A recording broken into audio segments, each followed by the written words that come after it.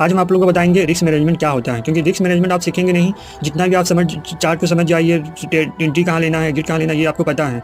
लेकिन risk management यदि आपका प्रॉपर नहीं है तो ये आपका अकाउंट भी पूरा खाली कर सकता है, और एक बार यदि आपका कैपिटल जीरो हो जाएगा तो उसको आप रिकवर करने के कारण और लॉस करेंगे। इसीलिए रिस्क मैनेजमेंट आपको आना चाहिए। कि क्या है रिस्क मैनेजमेंट, चलिए स्टार्ट करते हैं। सबसे पहले कभी भी जब आप लोग ट्रेड करते हैं तो पहला तो आप लोग का माइंड होना चाहिए 1:2 का। 1:2 का आपका एसएल होना चाहिए, स्टॉप लॉस होना चाहिए। 2 पॉइंट का आप लोग का टारगेट होना चाहिए। मतलब 10 पॉइंट यदि आप लॉस ले रहे हैं तो 20 पॉइंट आपका टारगेट होना चाहिए। इससे कम तो लेनी नहीं है।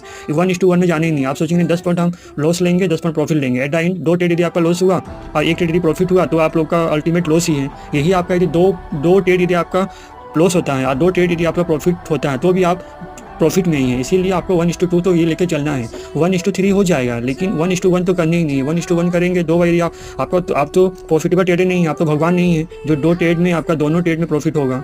यदि आप 1:2